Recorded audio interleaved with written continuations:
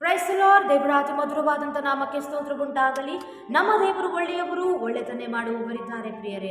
ದೇವರು ಮಾಡಿರುವಂಥ ಉಪಕಾರವನ್ನ ನಾವು ಎಂದಿಗೂ ಕೂಡ ಮರೆಯಬಾರದು. ನಿಮ್ಮೆಲ್ಲರಿಗೂ ಯೇಸು ಕ್ರಿಸ್ತನ ಮಧುರ ನಾಮದಿಂದ ನಾನು ವಂದಿಸುವವಳಾಗಿದ್ದೇನೆ. ಬನ್ನಿ ಹಾಗಾದರೆ ಈ ದಿನದ ದೇವರ ವಾಕ್ಯವನ್ನು ನಾವು ಧ್ಯಾನಿಸೋಣ. ಯೆಶಾಯನ ಪ್ರವಾದನ ಗ್ರಂಥ 43ನೇ ಅಧ್ಯಾಯ ಅದರ 18 ಮತ್ತು 19ನೇ ವಚನದಲ್ಲಿ ಈ ರೀತಿಯಾಗಿ ಬರೆದಿದೆ. ಹಳೆ ಸಂಗತಿಗಳನ್ನ ಜ್ಞಾಪಕಕ್ಕೆ ತಂದುಕೊಳ್ಳಬೇಡಿರಿ, ಪುರಾತನ ಕಾರ್ಯಗಳನ್ನು ಮರೆತು ಬಿಡಿ. ಈಗೋ ಹೊಸ ಕಾರ್ಯವನ್ನ ಮಾಡುವೆನು, ಈಗ ತಲೆದೋರುತ್ತಲಿದೆ, ನಿಮಗೆ ಕಾಣುವುದಿಲ್ಲವೋ?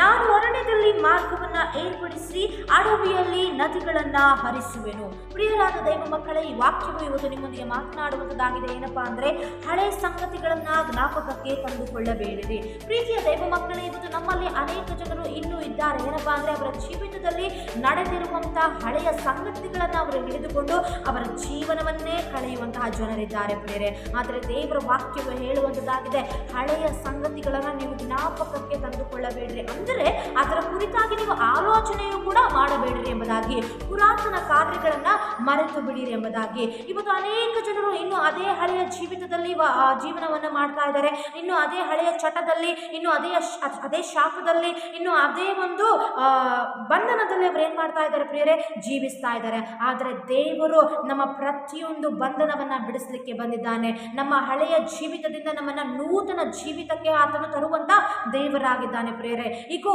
ಹೊಸ ಕಾರ್ಯವನ್ನ ಮಾಡುವೆನು, ಈಗ ಅದು ತಲೆದೋರುತ್ತಲಿದೆ ಎಂಬುದಾಗಿ ದೇವರು ಹೇಳುವಾಗ ನಾವೇನ್ ಮಾಡಬೇಕು? ನಮ್ಮ ಹಳೆಯ ಜೀವಿತದಿಂದ ನಾವು ಹೊರಗೆ ಬರಬೇಕು ಪ್ರಿಯರೇ. ನಮ್ಮ ಹಳೆಯ ಚಟವನ್ನ ನಾವು ಬಿಟ್ಟು ದೇವರ ಕಡೆಗೆ ನಾವು ತಿರುಗಬೇಕು. ನಮ್ಮ ಒಂದು ಹಳೆಯ ಬಂಧನದಿಂದ, ಶಾಪದಿಂದ ನಾವೇನ್ ಮಾಡಬೇಕು? ಬಿಡುಗಡೆಯಾಗಬೇಕು ಪ್ರಿಯರೇ. ಅದಕ್ಕೋಸ್ಕರವಾಗಿ ದೇವರು ನಿಮ್ಮ ಜೀವಿತದಲ್ಲಿ ಏನಾದರೂ ಒಂದು ಹೊಸ ಕಾರ್ಯವನ್ನ ಮಾಡಬೇಕೆಂಬುದಾಗಿ ಆತನು ನಿರ್ಧಾರ ಮಾಡಿರುವಾಗ ನಿಮ್ಮ ಹಳೆಯ ಜೀವಿತದಿಂದ ನೀವು ಹೊರಗೆ ಬರ್ರಿ. ಆತನು ನಿಮ್ಮ ಜೀವಿತದಲ್ಲಿ ಹೊಸ ಕಾರ್ಯವನ್ನ ಮಾಡಲಿಕ್ಕೆ ಹೊರಟಿದ್ದಾನೆ. ಅದು ಈಗ ತಲೆದೋರುತ್ತಲಿದೆ ಎಂಬುದಾಗಿ ದೇವರ ವಾಕ್ಯದಲ್ಲಿ ನಾವು ನೋಡ್ತೇವೆ ಪ್ರಿಯರೇ. ಈ ವಾಕ್ಯದ ಮುಖಾಂತರವಾಗಿ ದೇವರು ನಿಮ್ಮನ್ನು ಆಶೀರ್ವದಿಸಲಿ, ನಿಮ್ಮೊಂದಿಗಿರಲಿ. God bless you. ಆಮೆನ್.